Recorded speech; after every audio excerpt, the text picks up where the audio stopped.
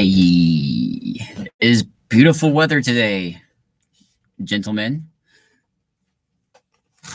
Perfect reading weather. It's windy, it's cold.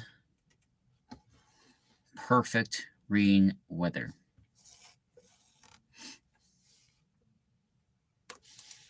Uh-oh.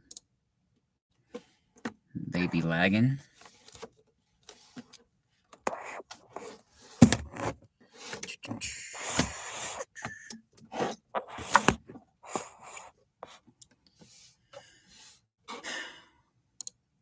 I'll be getting soon.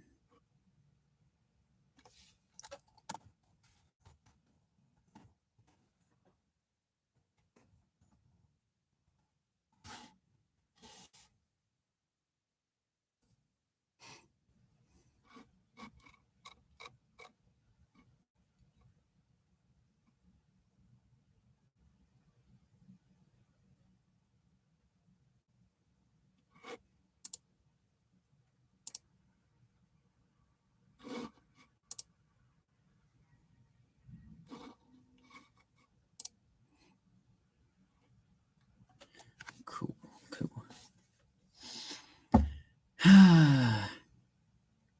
We're going to be reading 2 chapters today. I just wanted to get us out of this beginning funk. I want to get us to Diagon Alley by the end of today. That means we're going to be meeting Hagrid. Hagrid shall return.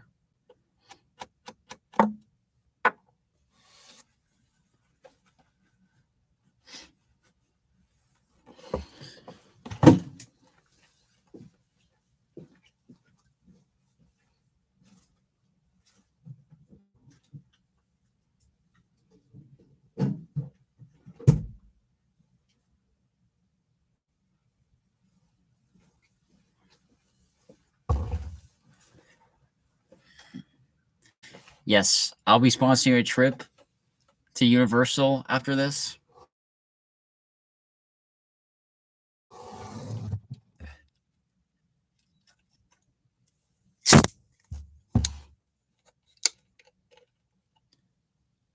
Bro, Universal Studios is like the shit.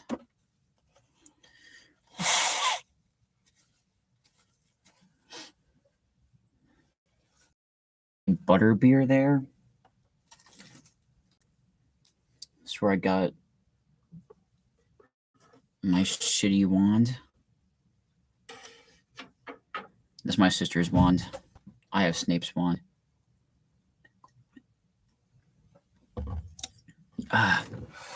Bro, the butterbeer did slap.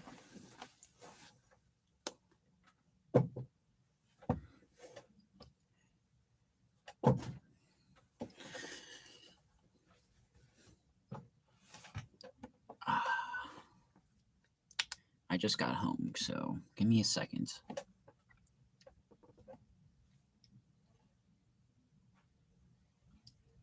Where did I put it? Where is it?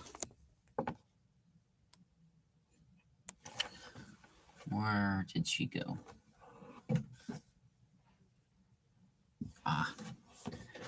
Right in front of me.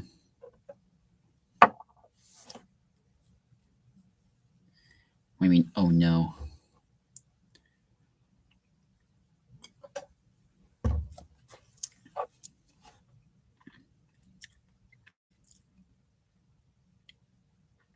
Harry Potter's always better high. I didn't lose the book. I have 2 of them if I need it. I love this thing so much, bro.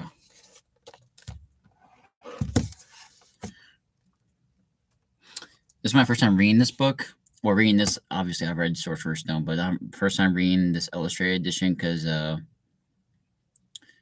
like whenever they first were coming out, I remember I got it like right whenever they're still releasing these. But I got it right whenever the Prisoner of Azkaban's one came out. But like in my read through, like I was like on Chamber of Secrets. This was like a couple years ago. 1 second. But yeah, the Goblet of Fire just dropped the illustrated edition of Goblet of Fire. So I picked that shit up. Can't wait to read that. There are 17 chapters in the first book. A combined total of 231 pages. Not too shabby. Not too shabby. Wizard of Oz is only a couple more chapters more. I mean, pages more. There's more chapters. Wizard of Oz, I believe. Let me hit this and maybe die in the process.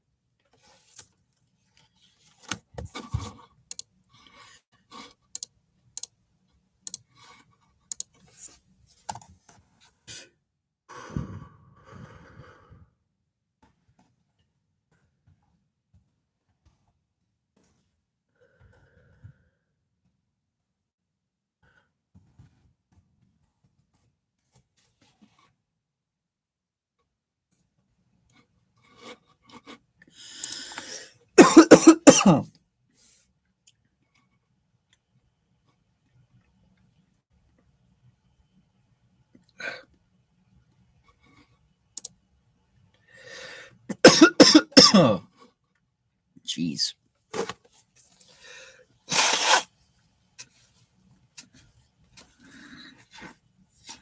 Uh,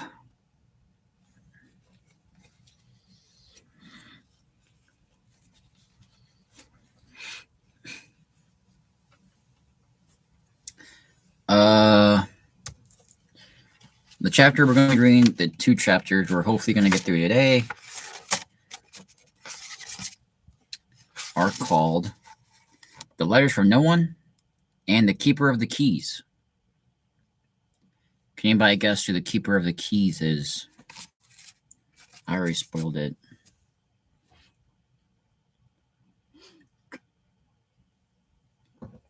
Yeah, I believe it was Hagrid. Why does he have all the keys? We're going to find out.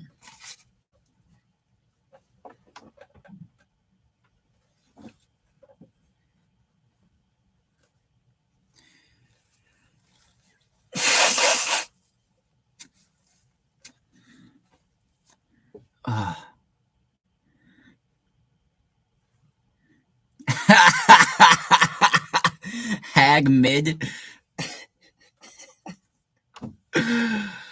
Oh my god. What will they come up with next? What will they come up with next? How dare you call Hagrid mid? Hag mid. Oh my god. Kids these days. I swear to God. Lucky I wasn't your dad growing up. I've been gotten the paddle out for that. Me beating my kids for saying they don't like shit that I like. Like, Dad, Star Wars was kind of like it wasn't the best. And then that's when we're about the belt. That's when I start hitting the liquor. The day my son says that Star Wars is mid is when I become a drunk.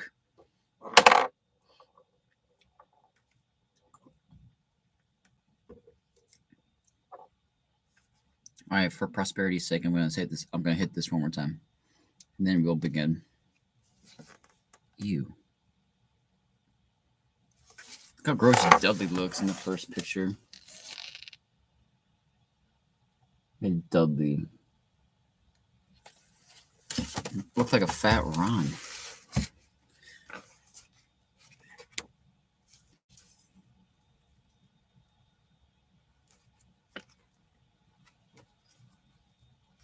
So, like, with these illustrated ones, I'll show about them. But, like, the last thing I want to say about them is that, like, they get pretty thick, because, like, they gotta be, like, big for, like, the, like, all, like, the paintings or whatever.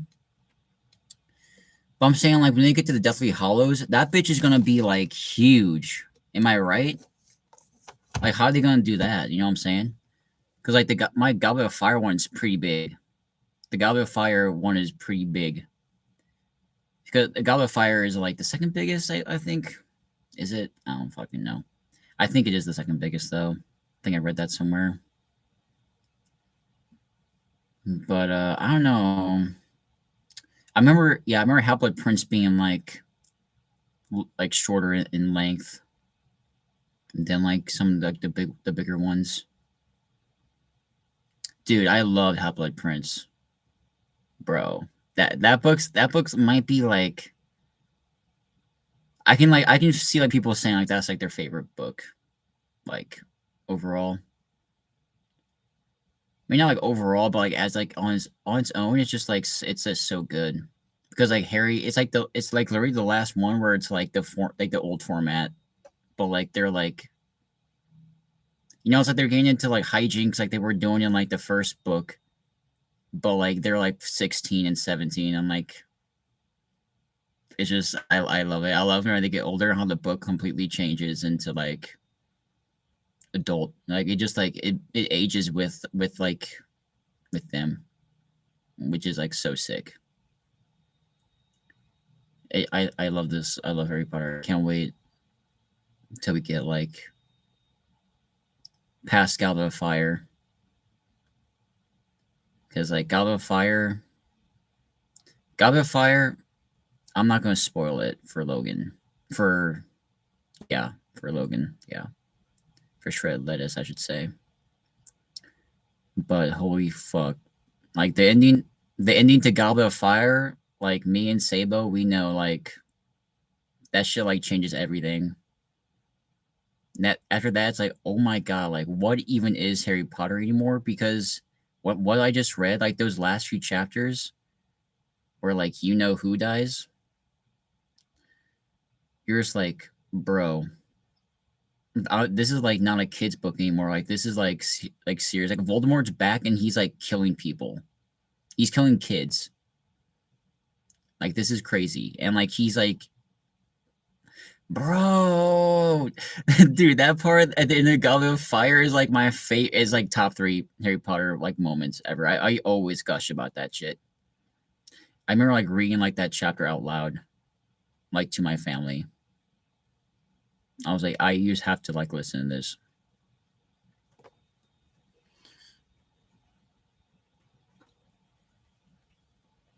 It wasn't the very last chapter, but it was like I believe it was called Blood and Bone or something.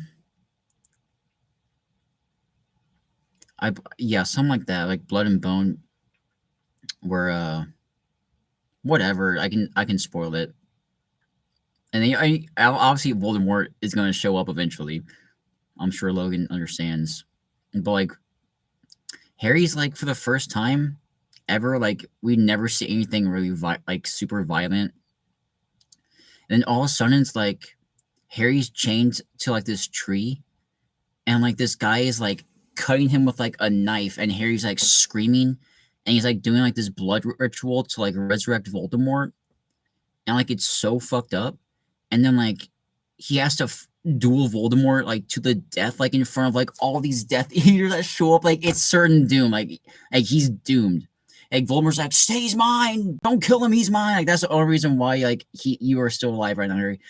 And then he sees like, oh my god, he sees like the ghost of like everybody that's died, which is like the person who like just died right in front of Harry. Yeah, I forgot to talk about that. That's the big shocker. Or who dies. Sabo knows in front of fucking Harry, and you're just like, what the fuck, bro? That should stick with you. Like reading that like as a kid, you're just like, bro.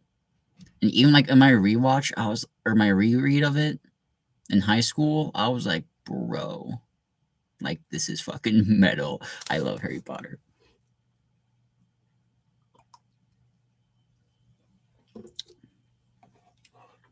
Hagmid. Hagmid.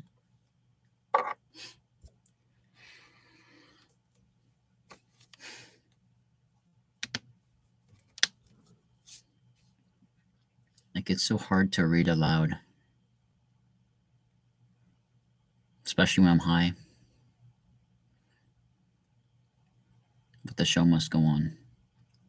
But like, I know like there's like some like there's like some similar shows on YouTube similar to this where like it would be like a professor, and he'll be like reading like text. Like for example, like I usually watch one where this guy reads like the Lord of the Rings. He reads like J.R. like Tolkien's works and shit.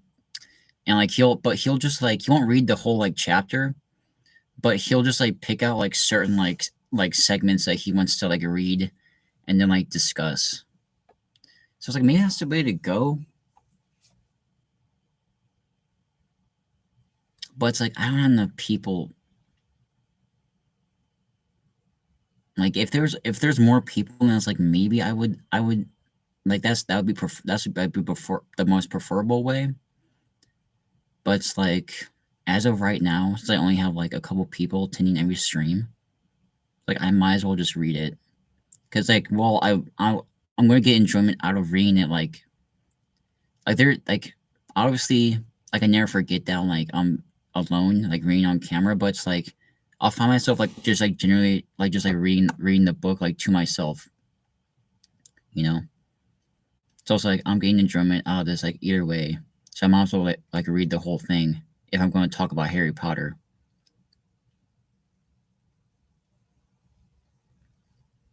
But anyway, yeah, it does get annoying to read out loud after a while. Just because like my tongue like slips up. Like I am not the best speaker. Like I never admitted it. But yes, I'm terrible at speaking.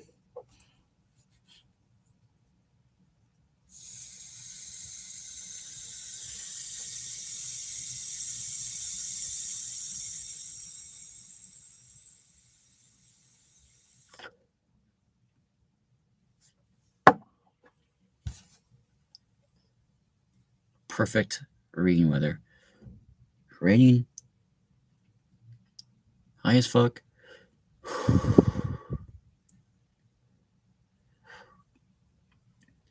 I'm ready to read.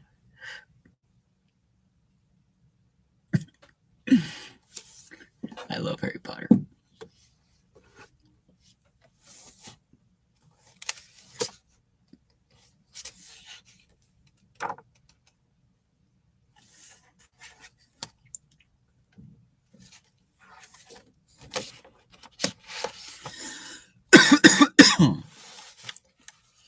I should now begin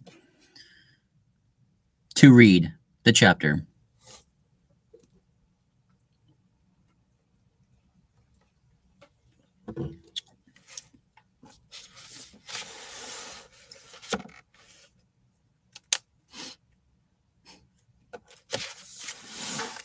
Harry Potter and the Sorcerer's Stone. Chapter 3. The Letters from No One. The escape of the Brazilian boa constrictor earned Harry his longest ever punishment. By the time he was allowed out of his cupboard again, the summer holidays had started and Dudley had already broken his new cinema camera, crashed his remote control airplane, and, first time on his racing bike, knocked down old Miss Fig as she crossed Privet Drive on her crutches. Harry was glad school was over, but there was no escaping Dudley's gang, who visited the house every single day. Pierce, Dennis, Malcolm, and Gordon were all big and stupid, but as Dudley was the biggest and stupidest of the lot, he was the leader. The rest of them were all quite happy to join in Dudley's favorite sport, Harry hunting. This was why Harry spent as much time as possible out of the house, wandering around and thinking about the end of the holidays, where he could see a tiny ray of hope. When September came, he would be going off to secondary school, and for the first time in his life, he won't be with Dudley. Dudley had a place at Uncle Vernon's old school, Smeltings. Pierce Polkis was going there too. Oh, the other kid from the snake exhibit that was with Dudley. Harry, on the other hand, was going to Stonewall High, the local comprehensive. Dudley thought this was very funny. Also, I just wanted to note that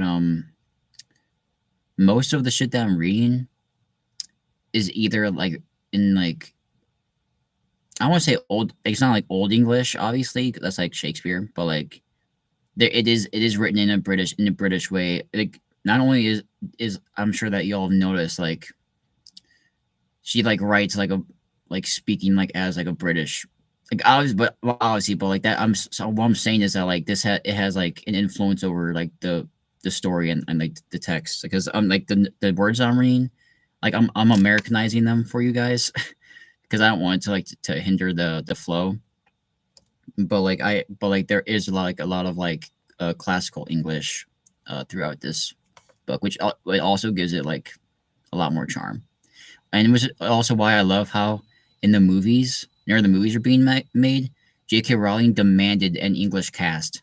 Like Warner Brothers wanted to have like an English, like they want like Tom Cruise to be like Harry Potter, and she's like, no, like the book is distinctly set like in a specific like region of the world, you know, like right outside of London is like where the Dudleys live, and like which is where like the platform to 9 3/4 is the Hogwarts Express and all that and then takes them away to where the fuck Hogwarts is in some out in the country, I guess. But yeah, like she demanded that like no Americans, like this is English, which why is like obviously like every it's like every actor is British. So go on JK Rowling, like she thank God she signed like also the greatest deal ever with Warner Brothers, which said that like she got like first of all, she got like a lot of the proceeds, which is like uncommon, but she's had like a really good contract because like they like every the world knew like how golden like how gold Harry Potter was, you know what I mean? So it's kind of like she was kind of like the George Lucas of like writing, where she was just like, well, like that's not really the case because George Lucas got fucked over. But what I mean is that like she had like all to say about like everything that like was made about Harry Potter, even down to the butterbeer. Like infamously, like she tasted like a bunch of butterbeers to decide like which one was the one they used in the park.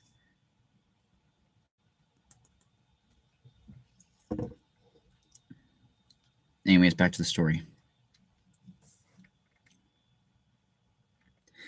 They stuffed people's heads down the toilet first day in Stonewall, he told Harry. Want to come upstairs and practice?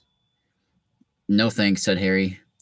The poor toilets never had anything as horrible as your head down it. It might be sick. Then he ran, before Dudley could work out what he said. One day in July, Aunt Petunia took Dudley to London to buy his Smelties uniform, leaving Harry at Miss Figg's. Miss Figg wasn't as bad as usual. It turned out she'd broken her leg tripping over one of her cats, and she didn't seem quite as fond of them as before.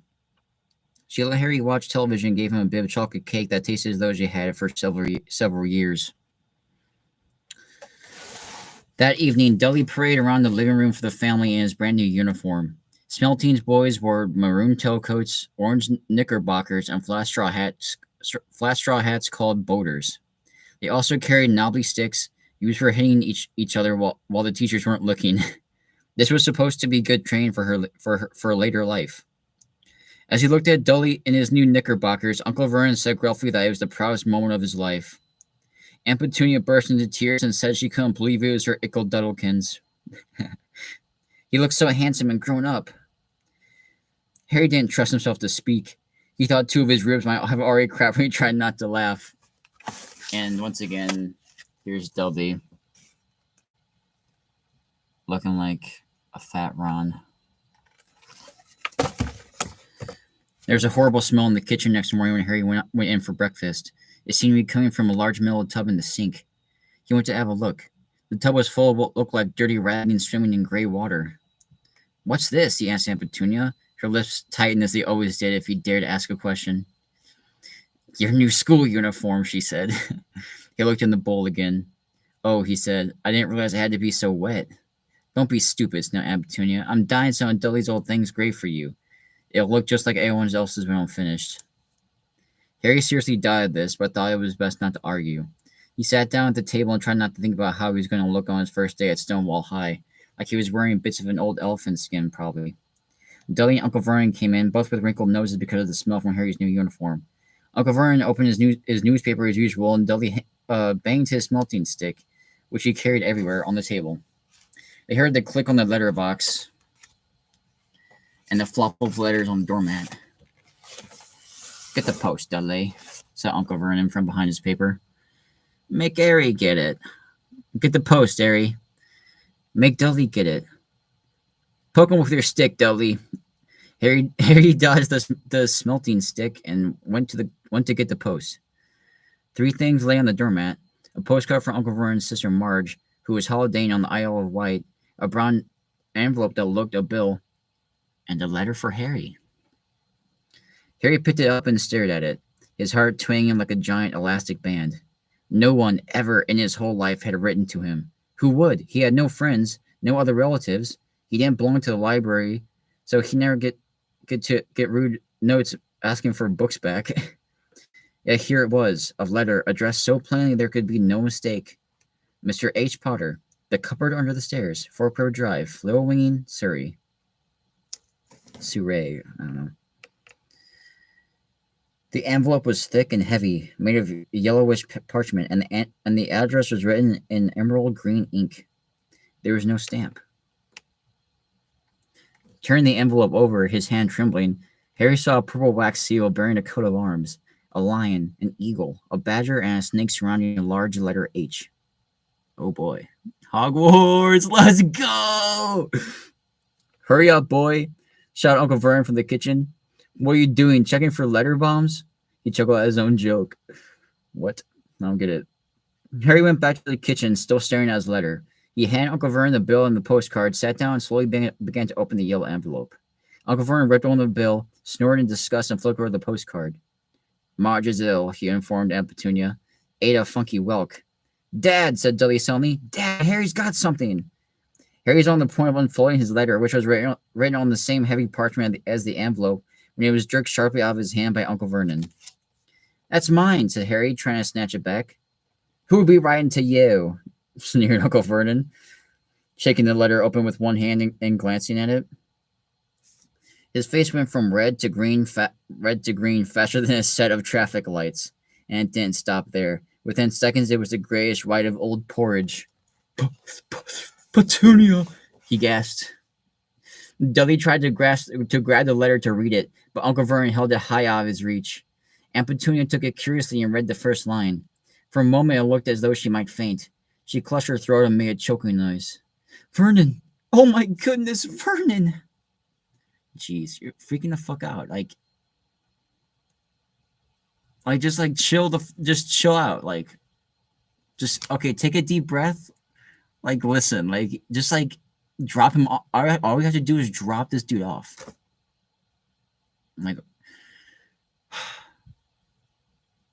God damn it. I know that, Harry's family didn't, Lily Potter didn't expect to die, obviously.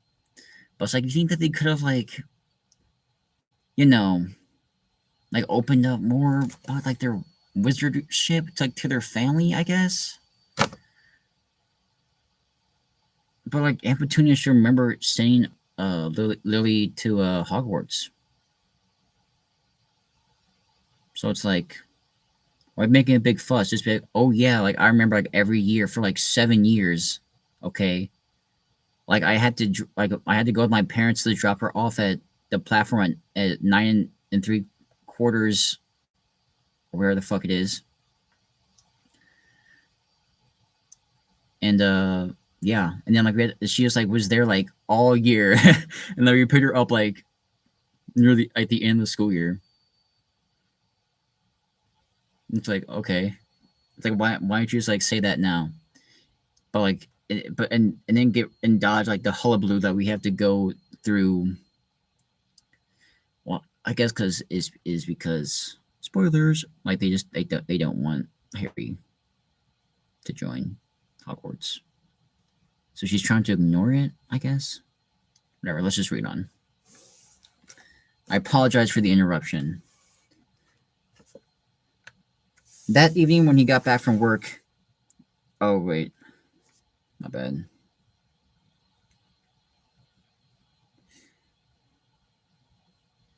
They stared at each other, seeming to have forgotten that Harry and Dudley were still in the room. Dudley wasn't used to being ignored. He gave his father a sharp tap on the head with his smelting stick. I want to read that letter, he said loudly. I want to read it, said Harry furiously. As it's mine? Get out, both of you, croaked Uncle Vernon, stuffing the letter back inside the envelope. Harry didn't move. I want my letter, he shouted. Let me see it, demanded Dudley. Out! Roared Uncle Vernon, and he took both Harry and Dudley by the scruffs of their necks and threw them into the hall, slamming the kitchen door behind them.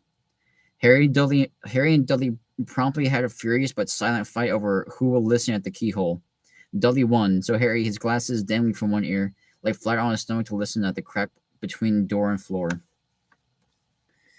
Vernon, and Petunia was saying in a quivering voice, look at the address. How could they possibly know where he sleeps? You don't think they're watching the house? Bruh. I'd be like, they're magic, you motherfucker. Watching, spying, might be following us, my Uncle Vernon wildly.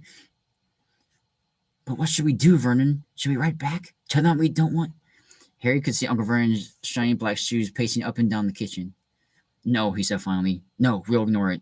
If you don't get an answer, yes, that's best. We won't do anything. But I'm not having one in the house, Petunia. Didn't we swear when we took him in we'd stamp out that dangerous nonsense? Dangerous nonsense. I hate the Dursleys.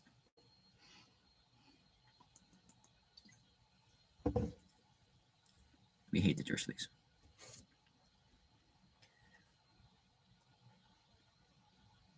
And that evening when he got back from work, Uncle Vernon did something he'd never done before. He visited Harry in his cupboard. Where's my letter, said Harry the moment Uncle Vernon had squeezed through the door. Who's writing to me? No one. It was addressed to you by mistake, said Uncle Vernon shortly. I burned it. It was not a mistake, said Harry angrily. It had my cupboard on it. Silence, yelled Uncle Vernon, and a couple of spiders fell from the ceiling. He took a few deep breaths and then forced his face into a smile, which looked quite painful. Yes, Harry. About this cupboard. Aunt and I have been thinking. You're really getting a bit big for it. We think it might be nice if you moved into Dudley's second bedroom. Why? Said Harry. Don't ask questions, snapped his uncle. Take this stuff upstairs, now. The Dursleys' house had 4 bedrooms, one for Uncle Vernon and one and Aunt Petunia, one for visitors, Uncle Vernon's sister Marge, usually. One where Dudley slept and one where Dudley kept all the toys and things that won't fit in his first bedroom. And went to carry one trip upstairs to move everything he owned from the cupboard to this room. He sat down on the bed and stared around him. Nearly everything in here was broken. The month-old camera was lying on top of a small working tank Dudley had once driven over the next door's dog. In the corner was Dudley's first ever television set, which he put his foot through when his favorite program had been canceled. There was a large bird cage which had once held a parrot that Dudley had swapped at school for a real air rifle, which was up on a shelf with the end of all which was all bent because Dudley had sat on it. And other shelves were full of books. They were the only things in the room that looked as though they'd never been touched. From downstairs came the sound of Dudley bawling at his mother. I don't want him in there. I need that room. Make him get out. Harry sighed and stretched out on the bed. Yesterday he'd have given anything to be up here. Today he'd rather be back in his cupboard with that letter than up here without it. Next morning at breakfast, everyone was rather quiet. Dudley was in shock. He screamed, whacked his father with his melting stick, being sick on purpose, kicked his mother and thrown his tortoise through the greenhouse roof, and he still didn't have his room back. Harry was thinking about this time yesterday and barely wishing he opened the letter in the hall. Uncle Vernon and Aunt Petunia kept looking at each other darkly. When the post arrived, Uncle Vernon, who seemed to be trying to be nice to Harry, made Dudley go and get it. They heard him banging things with his smelting stick all the way down to the hall. Then he shouted, "There's another one! Mr. H. Potter, the smallest bedroom, 4-Parrot Drive."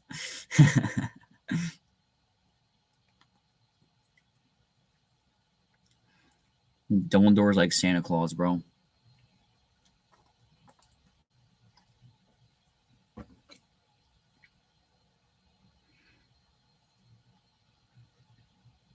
With a strangled cry, Uncle Vernon leapt from his seat and ran down the hall, Harry right behind him. Uncle Vernon had to wrestle Dudley to the ground and get the letter from him, which was made difficult by the fact that Harry had grabbed Uncle Vernon around the neck from behind. After a minute of confused fighting, in which everyone got a lot from the smelting stick, Uncle Vernon straightened up, gasped for breath, gasping for breath, with Harry's letter clutched in his hand. "Go to your cupboard. I mean, your bedroom," he wheezed at Harry. "Dudley, go. Just go." Harry walked round and around in his new room. Someone knew he had moved out of his cupboard, and they seemed to know he can't receive his first letter. Surely that meant they tried again, and this time he made sure they didn't fail. He had a plan. The repaired alarm clock rang at 6 o'clock the next morning. Harry turned it off quickly and dressed silently. He must wake the Dursleys. He stole downstairs without turning on any of the lights. He was going to wait for the postman on the corner of Privet Drive and get the letters for number 4 first. His heart hammered as he crept across the dark hall towards the front door. Ah! Harry leapt into the air. He trod on something big and squishy on the doormat. Something alive. Eyes clicked up on upstairs, and to his horror, Harry realized that the big squishy something had been his uncle's face. Uncle Vernon had been lying at the foot of the front door in his sleeping bag, clearly making sure that Harry didn't do exactly what he'd been trying to do. He shouted at Harry for about half an hour and then told him to go make a cup of tea. Harry shuffled miserably off into the kitchen, and by the time he got back, the post had arrived, right in Uncle Vernon's lap. Harry could see 3 letters addressed in green ink. "I want," he began, but Uncle Vernon was tearing the letters into pieces before his eyes. Damn. Uncle Vernon didn't go to work that day. He stayed at home and nailed up the letterbox. "See," he explained to Aunt Petunia through a mouthful of nails. "If they can deliver them, they'll just give up. If they can't deliver them, they'll just give up." "I'm not sure that'll work, Vernon." "Oh, these people's minds work in strange ways, Petunia. They're not like you and me," said Uncle Vernon, trying to knock in a nail with a piece of fruitcakes Aunt Petunia had just brought him. See, it's like who's acting like a fool here? Like you or the wizards? Because right now, like, you're acting the fool, Vernon. And that's the joke. On Friday, no fewer than 12 letters arrived for Harry. As they couldn't go through the letter box, they had been pushed under the door, slid through the sides, and a few even forced through the small window in the downstairs toilet. Uncle Vernon stayed at home again. After burning all the letters, he got out a hammer and nails and boarded up the cracks around the front and back doors so no one could get out. He hummed tiptoe through the tulips as he worked, and jumped at small noises.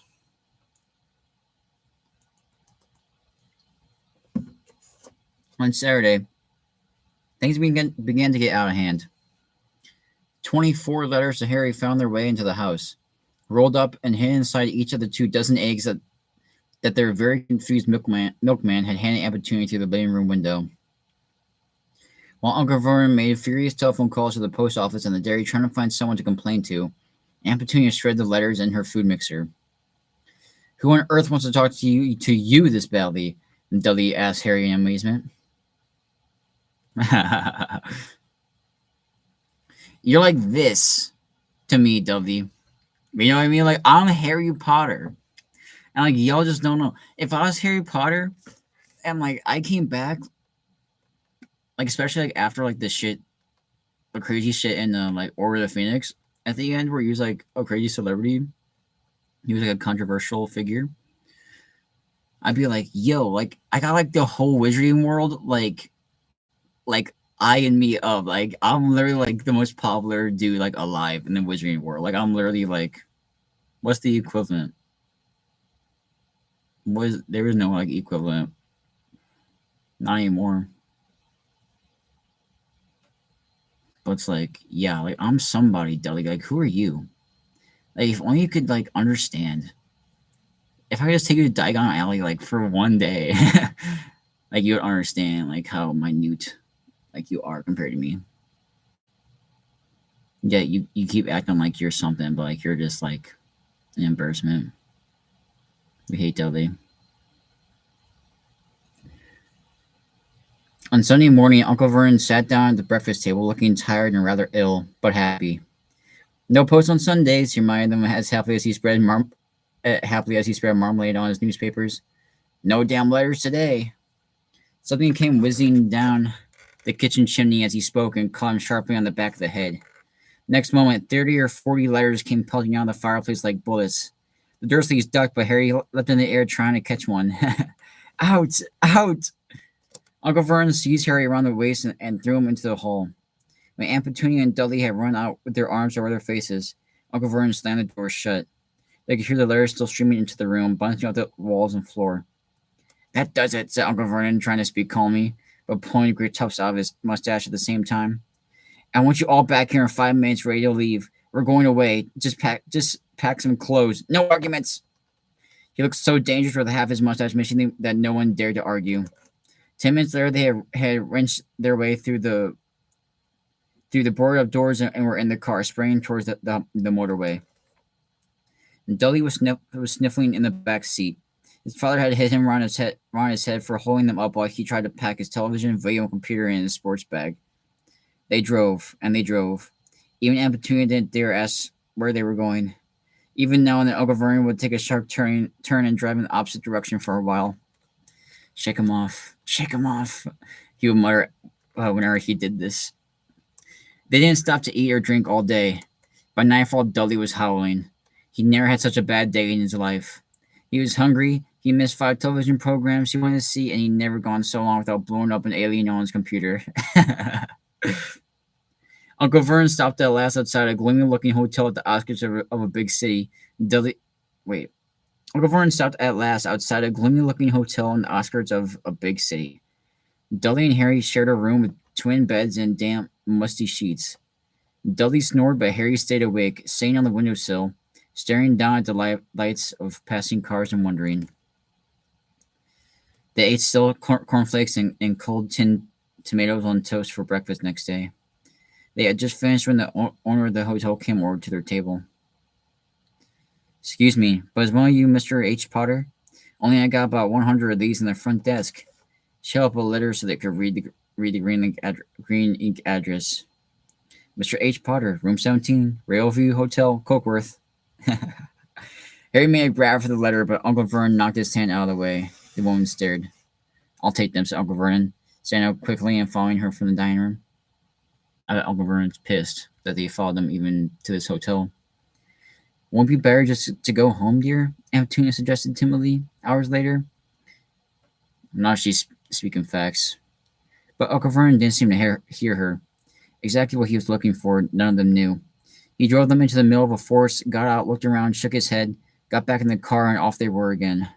The same thing happened in the middle of a plowed field halfway across a suspension bridge in the top of a multi-story car park. Daddy's gone mad, hasn't he? Dudley asked Aunt Petunia and Dudley late in that afternoon. Uncle Vernon had parked at the coast, locked them all inside the car, and disappeared. It started to rain.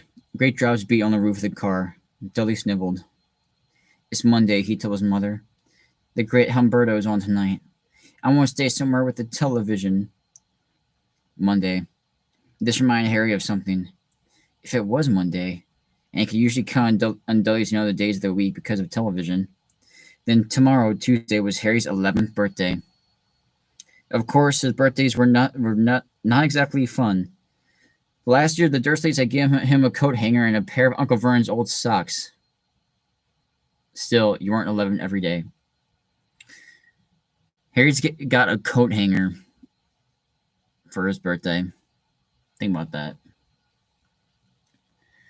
Uncle Vernon was back and he was smiling. He was carrying a long, thin package and didn't answer Aunt Petunia when she asked what he bought. Found the perfect place, he said. Come on, everyone out. It was very cold outside the car. Uncle Vernon was pointing at what looked like a large rockway out to sea. Perched on top of the rock was the most miserable little shack you could imagine. One thing was certain, there was no television here. Storm forecast for tonight, said Uncle Vernon gleefully. Clapped his hands together. And this gentleman's kindly agreed to lend us a boat. Ugh. A toothless old man came ambling up to them, pointing with a rather wicked grin. and an old rowing boat bobbing in the iron gray water below them. I've already got I've already got us some rations, said Uncle Vernon. So all aboard. It was freezing in the boat. Icy sea spray and rain crept down their necks and a chilly wind whipped their faces. After what seemed like hours, they reached the rock, where Uncle Vernon, slipping and sliding, led their way down to the broken down house. The inside was horrible. It smelled strongly of seaweed. The wind whistled through the gaps in the wooden walls, and the fireplace was damp and empty. There were only 2 rooms. Uncle Vernon's rations turned out to be packet of crisps, to be a packet of crisps each and 4 bananas.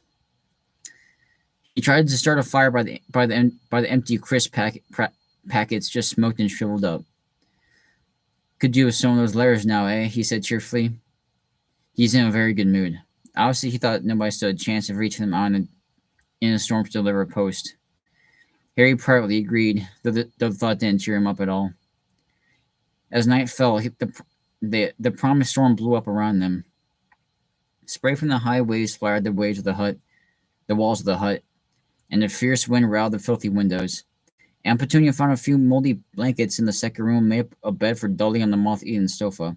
She and Uncle Vernon went out to the lumpy bed next door, and Harry was left to find the softest bit of floor he could and to curl up under the thinnest, most raggedy blanket.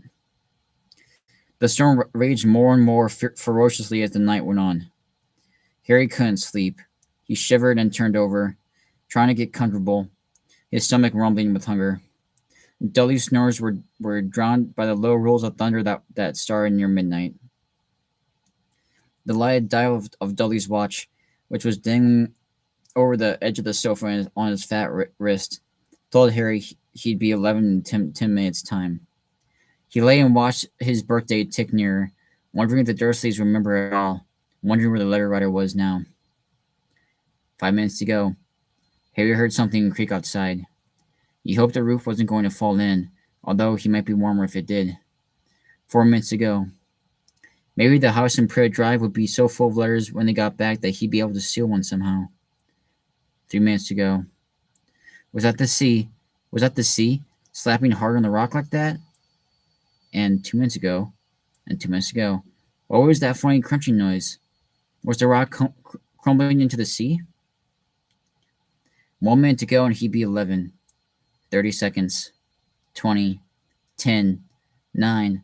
Maybe he'd wake Dudley up just to annoy him. 3. 2. Boom.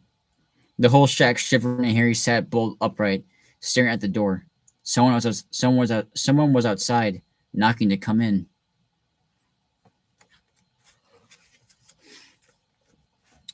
Thus ends Chapter 3.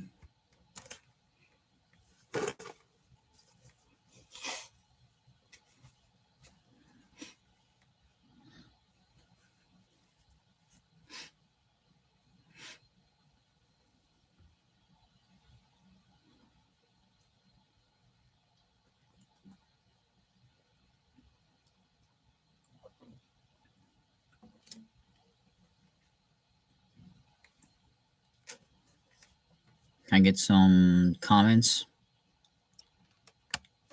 Is anybody still listening along?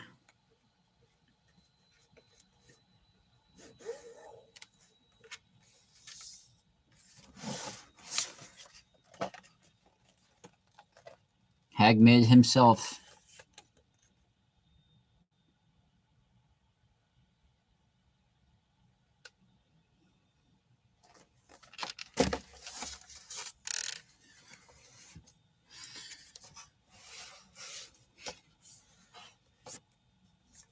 Who's ready to meet Hagrid? Should I give Hagrid a voice?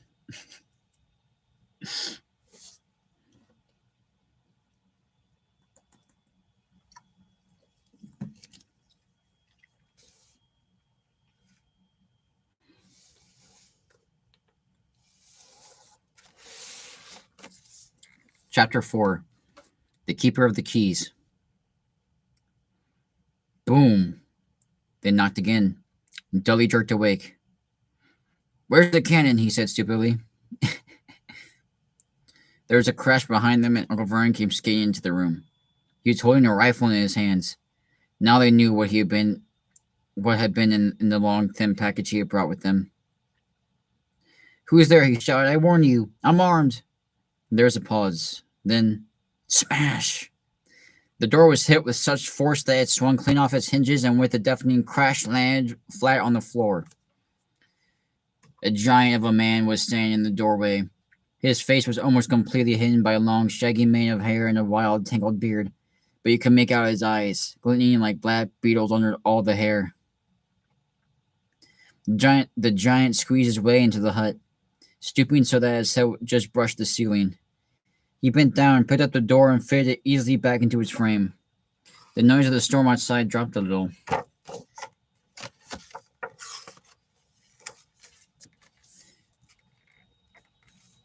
He turned to look at them all. Come make us a cup of tea, could ya? It's been a long journey. He strode over to the sofa where Dudley sat frozen with fear. Budge up, you great lump, said the stranger.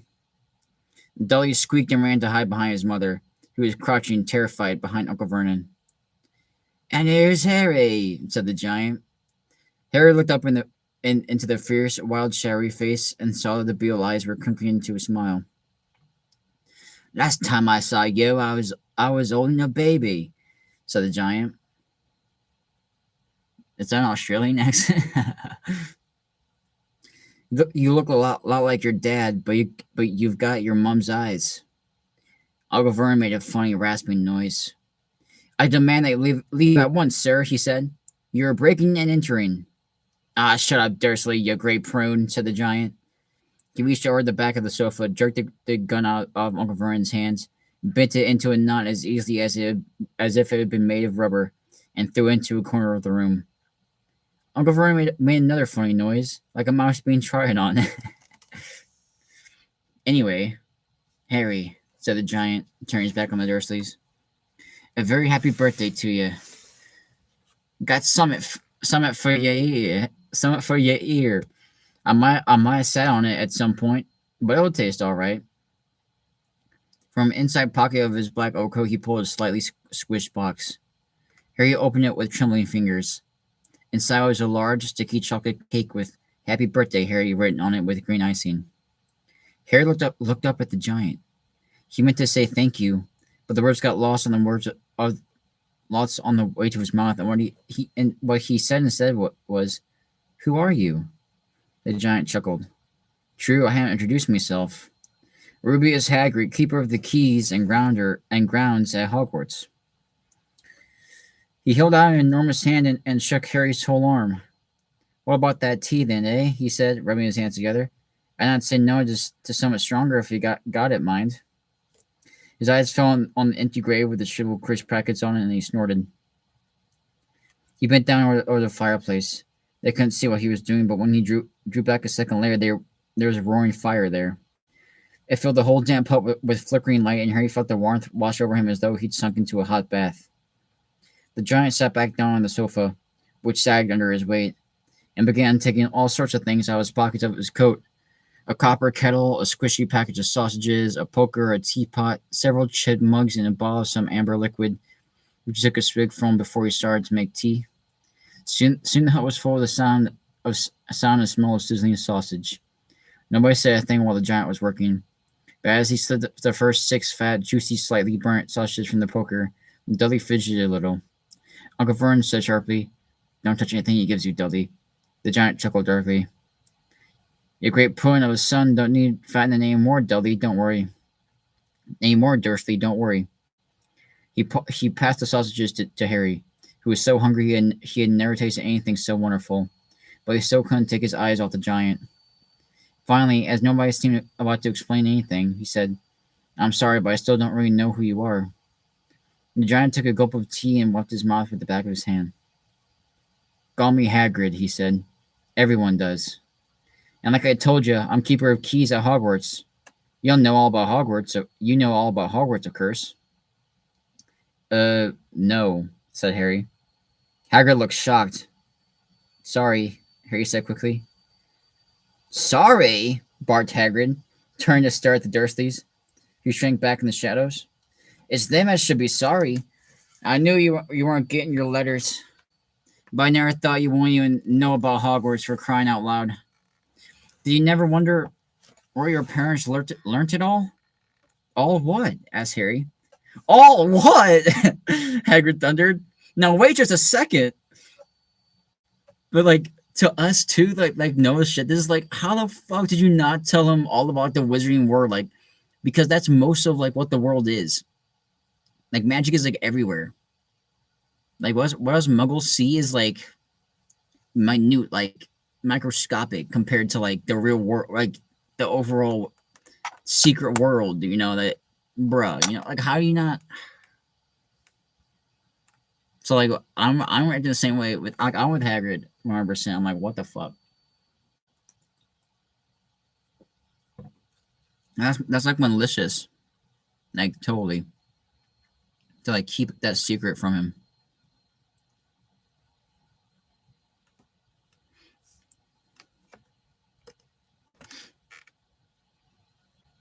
Child abuse. 100%. Let's get some likes in here, boys, for chapter 3, which was the letters from no one.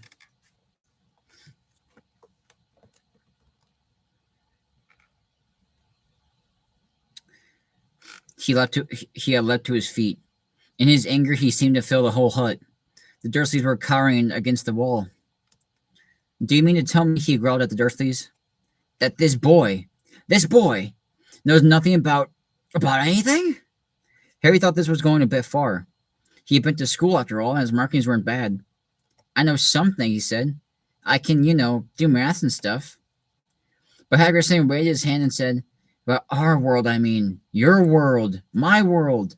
Your parents' world. What world? Hagrid looked as if he was about to explode. Dursley! He boomed. Uncle Vernon, who had gone very pale, whispered something that sounded like, Hagrid stared wildly at Harry. But you must know about your mom and dad, he said. I mean, they're famous. You're famous. What? My mom and dad weren't famous, were they? You don't know. You don't know. Hagrid ran his fingers through his hair, fixing Harry with a bewildered stare. You don't know what you are, he said finally. Uncle Vernon suddenly found his voice. Stop, he commanded. Stop right there, sir. I forbid you to tell the boy anything. A braver man than Vernon Dursley would have quilled under the furious look Hagrid now gave him. When Hagrid spoke, his every syllable was trembling with rage. You never told him what was in the letter Dumbledore left for him. I was there. I saw Dumbledore leave it, Dursley, and you kept it from him all these years. Kept what from me? Said Harry eagerly. Stop! I forbid you! Yelled Uncle Vernon in panic. Aunt Petunia gave a gasp of horror. Ah, go boil your heads, both of you, said Hagrid. Harry, you're a wizard. You're a wizard, Harry. But no. It's like the Mandela effect. It's actually, Harry, you're a wizard. There was silence inside the hut. The sea and the whistling wind could be heard. I'm a what? Gasped Harry. A wizard, of course, said Hagrid, sitting back down on the sofa, which groaned and sank even lower, in a thumping good one, I'd say. And what? And a thumping good one, I'd say, once you've been trained up a bit. With a mom and dad like yours, what else would you be? And I reckon it's about time you read your letter.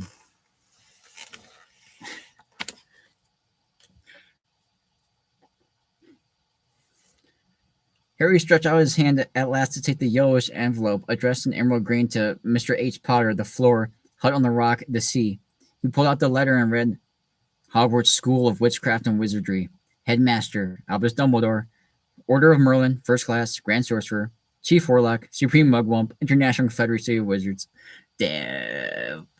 Dumbledore's got those fucking degrees. He's got those credentials. Let's repeat that. Let's repeat the honors. Headmaster Albus Dumbledore. He's in the Order of Merlin. Order of Merlin first class. Damn. I'm assuming that's like very hard to be in. Grand Sorcerer. So he's known as a Grand Sorcerer. He's the Chief Warlock and Supreme Mugwump, whatever the fuck that means. Damn, so it's like he is Gandalf. He's pretty much like Gandalf.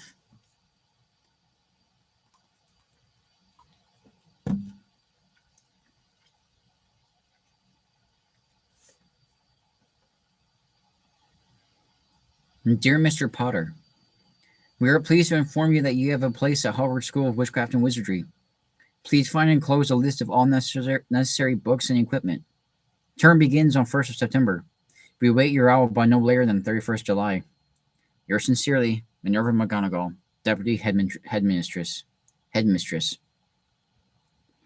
Questions exploded inside Harry's head like fireworks, and he couldn't decide which to ask first. After a few minutes, he stammered, What does it mean? They await my owl. Galloping Gargans. That reminds me, said Hagrid, clapping a hand to his forehead with enough force to knock over a cart horse. And from yet another pocket inside his overcoat, he pulled out an owl. A real, live, rather ruffled-looking owl. A long quill and a rolled parchment.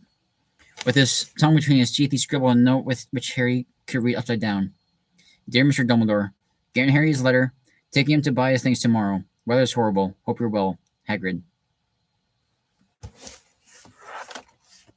This is Hagrid's owl.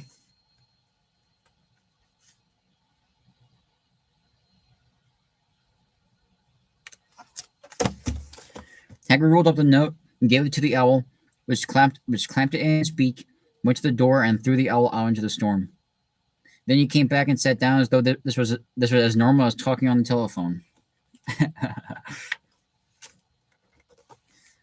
They use owls. They don't use telephones. Harry realized his mouth was open and closed it quickly. Where was I? Said Hagrid. But at that moment, Uncle Vernon, still ashen-faced but looking very angry, moved into the firelight. He's not going, he said. Hagrid grunted. I'd like to see a great muggle like you stop him, he said. A what? Said Harry, interested. A muggle, said Hagrid. It's what we call non-magic folk like them. And it's your bad luck that you grew up in a family of the biggest muggles I ever laid eyes upon. Indeed. I think I said that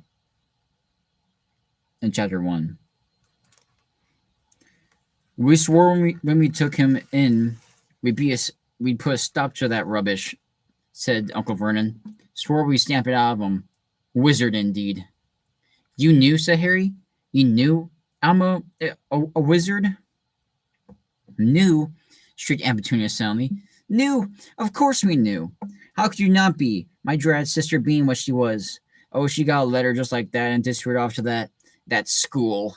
And came home every holiday with her pockets full of frog spawn, turning teacups into rats. I was the only one who saw her for what she was. A freak. But for my mother and father, oh no, it was Lily this and Lily that. They were proud of having a witch in their family.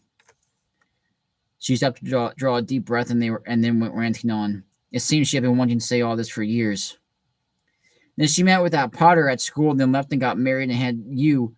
And of course, I knew you'd be just the same, just as strange, just as abnormal. And then, if you please, she went and got herself blown up, and we got landed with you. Harry had gone very white. As soon as he found his voice, he said, "Blown up? You told me they died in a car crash." "Car crash!"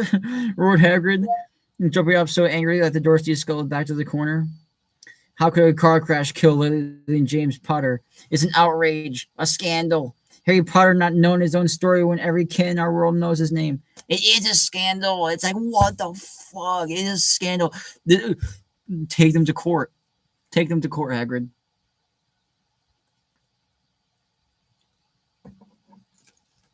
Let's read that again. Let's read Hagrid's view on the Dursleys not telling Harry about him being a wizard. It's an outrage, a scandal.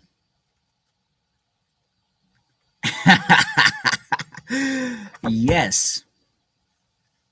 But why? What happened? Harry asked urgently. The anger faded from Hagrid's face. He looked suddenly anxious. I never expected this, he said, in a low, worried voice. I had no idea when Dumbledore told me there might be trouble getting hold of you. How much you didn't know. Ah, Harry, I don't know if I'm the right person to tell you, but someone's gotta. You can't go off to Hogwarts not knowing. He threw a dirty look at the Dursleys. Well, it's best you know as much as I can tell you, mind. I can't tell you everything. It's great mystery parts of it that will become unraveled further later on in the series. He sat down, stared into the fire for a few seconds, and then said, "It begins, I suppose, with the person called. But it's incredible you don't know his name. Everyone in our world knows. Who? Well, I don't like saying the name if I can help it. No one does. Why not?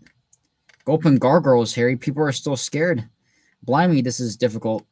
See, there was this wizard who went bad. As bad as you could go. Worse. Worse than worse. His name was..." Harry gulped, but no words came out. Could you write it down? Harry suggested. Nah, I can't spell it. All right. Voldemort. Hagrid shuddered. Don't make me say it again. Anyway, this wizard, about 20 years ago, started looking for followers. Got him, too. Some were afraid. Some just wanted a bit of his power, because he was getting himself power all right. Dark days, Harry. Didn't know who to trust. Didn't dare get friendly with strange wizards or witches. Terrible things happened. He was taken over. Of course, some stood up to him, and he killed them horribly. One of the only safe places left was Hogwarts. Reckon Dumbledore is the only you-know-who was afraid of. Didn't dare try taking the school, not just then, anyway. Now, your mom and dad were as good as a witch wizard as I ever knew. Head boy and girl at Hogwarts in their day. Suppose the mystery is why you-know-who never tried to get him on his side before. Probably knew they were too close to Dumbledore to want anything to do with the dark side. Maybe he thought he could persuade him. Maybe he just wanted him out of the way. All anyone knows is he turned up in the village where you were all living on Halloween 10 years ago. You were just a year old.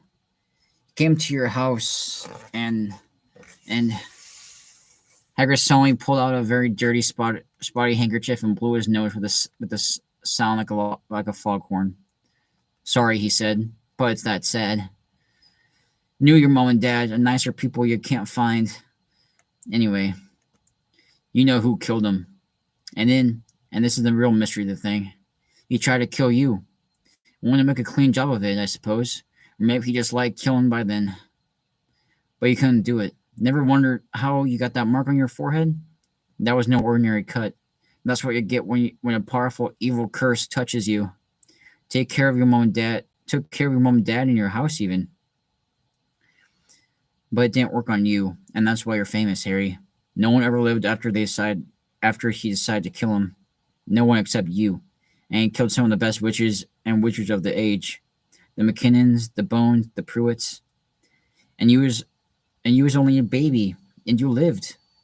Something very painful was going on in Harry's mind. As Hagrid's story came to a close, he saw again the blind flash of green light more clearly than he had ever remembered it before. And he remembered something else for the first time in his life. A high, cold, cruel laugh. Hagrid was watching him sadly. Took you from the ruined house myself, on Dumbledore's orders. Brought you to this lot. Loads of old tosh, said Uncle Vernon. Harry jumped, but he almost forgotten the Dursleys were there. Uncle Vernon certainly seemed to have got back his courage. He was glaring at Hagrid, and his fists were clenched. Now you listen here, boy, he snarled. I accept there's something strange about you. Probably nothing a good being wouldn't have cured. And as for all this about your parents, well, they were weirdos. Not denying it. And the world's better off without them, in my opinion. I asked for all they got. Game mixed up with all these wizarding types. Just what I expected. I always knew they'd come to a sticky end. But at the moment, Hagrid leapt from the sofa and drew a battered pink umbrella from inside his coat. Pointing this at Uncle Vernon like a sword, he said, "I'm warning you, Dursley, I'm warning you. One more word." In danger of being speared on the end of an umbrella by a bearded giant, Uncle Vernon's courage failed again. He flattened himself against the wall and fell silent. "That's better," said Hagrid, breathing heavily and sitting back down on the sofa, which was this time sagged right down to the floor. Harry, meanwhile, still had questions to ask, hundreds of them. "But what happened to Sorry, I mean, you know who." "Good question, Harry. Disappeared. Vanished. Same night he tried to kill you. Makes it even more famous. That's the biggest mystery, you see. He was getting more and more powerful. Why'd he go?" "Some say he died. Codswallop, in my opinion. Don't know if he had enough human left in him to die. Some say he's still out there biding his time, like, but I don't believe it. People who was on his side came back to ours. Some of them came out of kind of trances. Don't reckon they could have done it if he was coming back. Most of us reckon he's still out there somewhere, but lost his powers, too weak to carry on. 'Cause something about you finished him, Harry.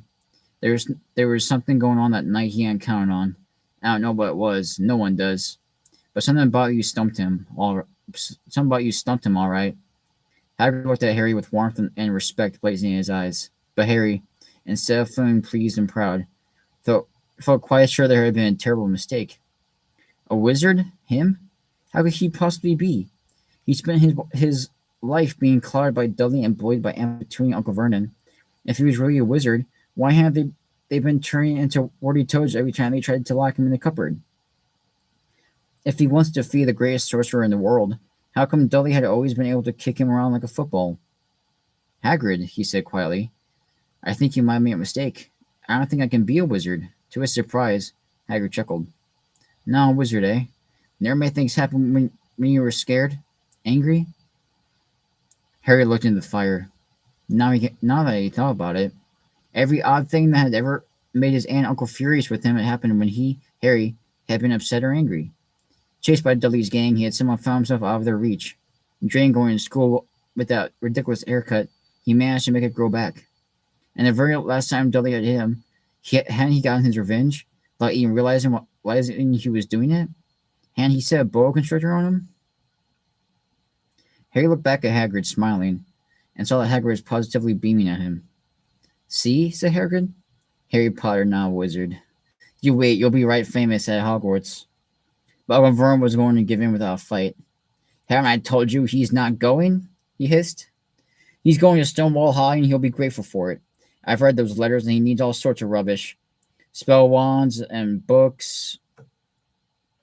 If he wants to go, a great muggle like you won't stop him," growled Hagrid. "Stop Lily and James' son going to Hogwarts. You're mad. His name's been down ever since he was born. He's off to the finest school of witchcraft and wizardry in the world.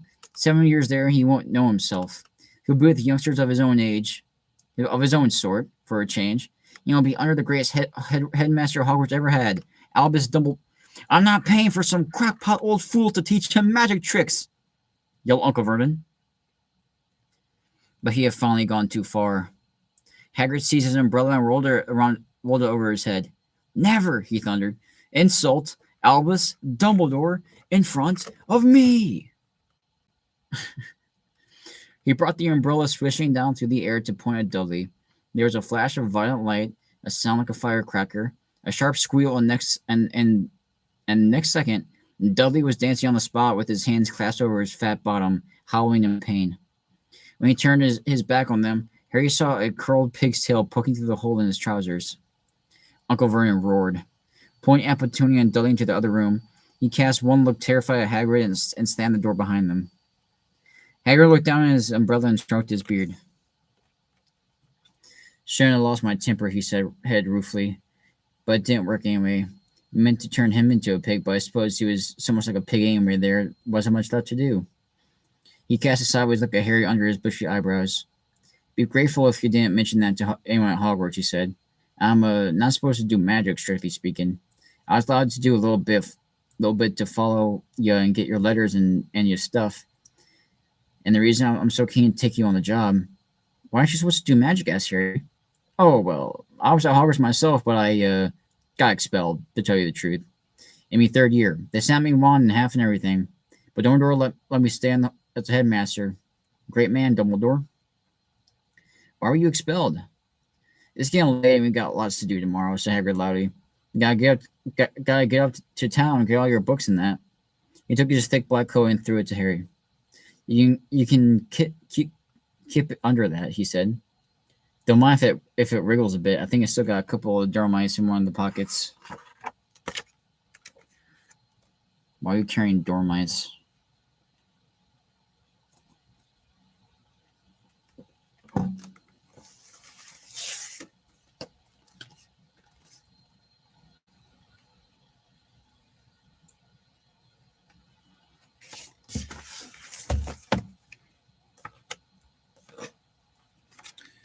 And that concludes today's reading. And chapter 4, The Keeper of the Keys. Next is chapter 5, Diagon Alley, and we're going to see some more wizards, and the universe is going to be opened up big time.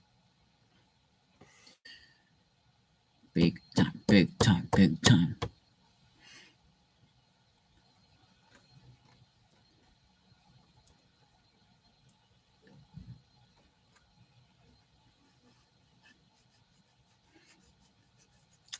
Yeah, I was about to say like what's a thing in the chat that we can say? Get a spell or something to get everybody hyped up.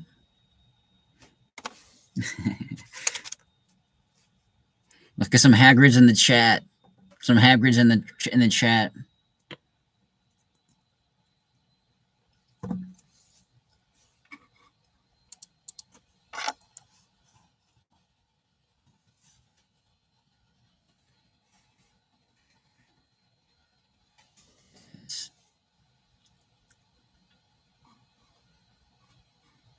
Let's go Hagrid. Let's go Hagrid. Let's go Hagrid. Thus ends the Dursleys. Don't gotta worry about them no more. So that part of the book is over.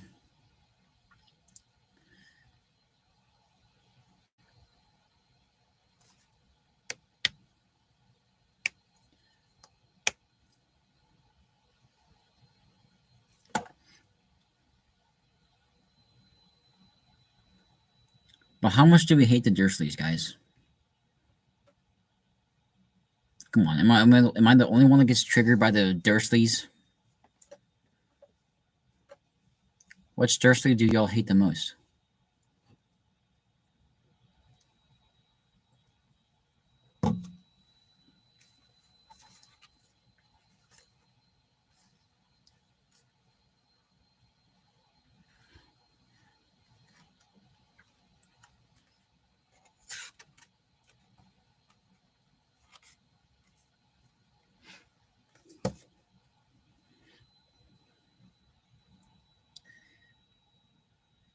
One iconic moment from this reading that we had two iconic moments. There's like one each chapter, pretty much in the first book. Like, let's be honest. But the first one is, of course, yeah. I hate Vernon the most, maybe. And Dudley, I hate Dudley too. But Vernon's just like, God, I just want Mike to beat his ass. But the first iconic moment I feel is like all the letters like flying around, like in Harry's house, like all the letters trying to reach him. Like the letter to Hogwarts is like a pop culture like thing, you know. And yeah, who doesn't love that shit?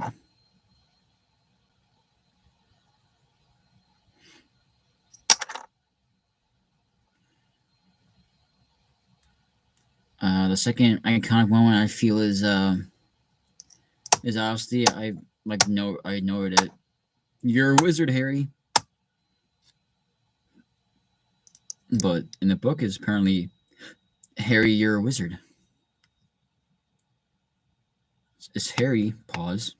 You're a wizard. So that's pretty cool.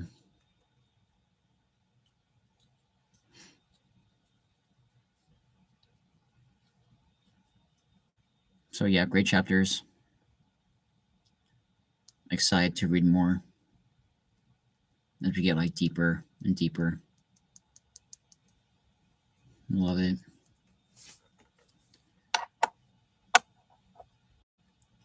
Okay, y'all. I guess I'll leave for today.